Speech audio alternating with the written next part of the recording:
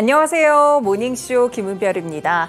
네, 간밤 뉴욕 증시는 다시 한번 하락하면서 뉴욕 증시 이틀째 큰 폭으로 가라앉는 흐름이었는데요. 대형 기술주들을 중심으로 하락세가 나왔다는 점도 유의해서 살펴보셔야겠습니다.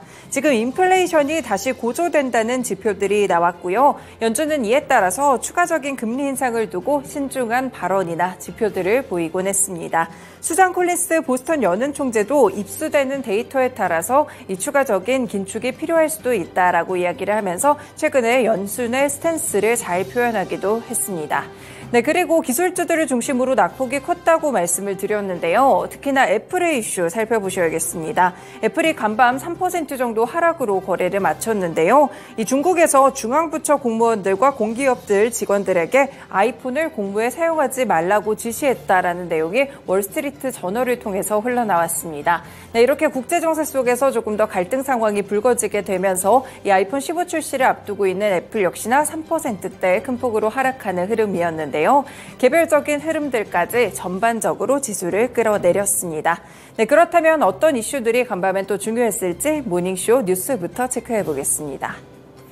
네, 첫 번째 소식 살펴보겠습니다. 미국의 연준이 현지 시간으로 6일 베이지북을 공개했는데요. 여기서 연준은 대부분의 지역에서 지난 7월부터 8월 경제 성장은 완만한 것으로 나타났다라고 밝혔습니다. 보고서에 따르면 팬데믹 이후에 이른바 눌려왔던 수요라고 볼 수 있는 막바지 펜트업 현상이 나타나게 됐고 결국에는 여행 관련한 지출이 증가하게 되는 효과로 이어졌다라고 분석했는데요. 반면에 비필수 물품을 비롯한 다른 소매 지출은 둔화한 것으로 나타났습니다. 이와 함께 일부 지역에서는 소비자들이 그동안 했던 저축 대신에 대출에게 조금 더 의존하기 시작했다라는 분석도 나왔습니다. 노동시장의 경우에는 일자리 성장세가 미국 전역에서 둔화하는 것으로 평가됐는데요. 다만 고용은 둔화되고 있지만 숙련 노동자 부족 등으로 시장의 불균형은 여전하다는 것이 보고서의 설명이었습니다. 그리고 이번 보고서에서는 대부분의 지역에서 임금 압박이 증가한 것으로 평가를 했는데요. 대다수 지역에서 사업자들은 단기간 내 임금 인상이 둔화할 것이라는 그런 기대감을 표출하기도 했습니다.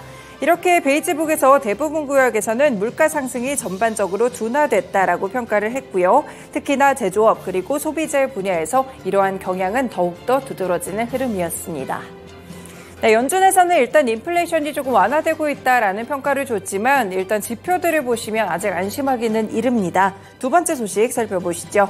왜냐하면 서비스 업황이 여전히 확장세를 이어가고 있기 때문인데요. 공급관리협회가 발표한 미국의 8월 서비스 구매자 관리 지수는 54.5로 집계가 됐습니다. 직전월 수치가 52.7이었기 때문에 이보다 높은 수준이었고요. 월스트리트 저널의 예상치가 52.5였습니다. 이를 큰 폭으로 상회하는 흐름들이 나타나게 되면서 8월 달에는 57.5를 기록했다는 점이 함께 드러나기도 했었는데요.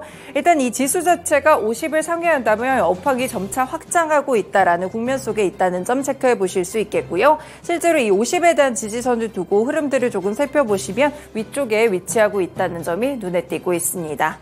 네, 대부분의 세부 하위 지수들도 전월보다 개선이 됐는데요. 일단 서비스업 PMI 지수는 8개월 연속 확장세를 나타내는 가운데 신규 수주 지수가 57.5로 전달보다 55였는데 올랐고요. 고용 역시나 54.7을 기록하면서 상승했습니다. S&P 글로벌이 집계한 8월 서비스업 PMI 확정치도 전월보다는 일단 부진한 수치기는 했지만 확장세를 유지했다는 점 함께 살펴보실 수 있겠습니다.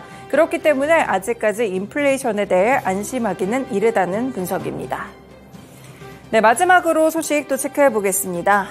미국 정부가 352개 중국산 제품과 중국산 코로나19 관련 물품 77개에 대해서 고율관세 부과 면제 조치를 연말까지 연장하기로 했습니다. 미국 무역대표부는 현지 시간 6일 보도자료를 통해서 이 같은 연장 소식을 밝혔는데요. 앞서서 전임 이 트럼프 정부는 2018년부터 2019년에 이 불공정 경쟁 등을 이유로 무역법 301조를 활용해 광범위한 중국 제품들의 25%의 고율 관세를 부과한 바가 있습니다. 이 미국 정부는 이후에 549개 제품에 대해서는 2020년 말까지 관세 부과를 한시적으로 예외하는 결정을 내리기도 했었는데요. 일단 바이든 정부에서는 예외 조치를 다시 시행을 했고 지난해 연말 만료 기간을 올해 9월까지 연장한 바가 있습니다. 여기에 포함되는 제품을 보시면 펌프나 컴프레셔, 필터, 밸브 같이 산업용 부품들이 포함이 됐고요. 바이든 정부는 이와 별개로 마스크나 의료용 장갑 같이 코로나19 관련된 중국산 제품에 대해서도 301조 적용을 예외로 하면서 만료 기간을 계속해서 연장해 오고 있습니다. 네, 이 소식까지 함께 체크해 두시면 도움될 것 같습니다. 네, 오늘도 이렇게 세 가지 소식들 모닝 브리핑을 통해 전해드렸습니다. 모닝쇼 본격적으로 출발합니다.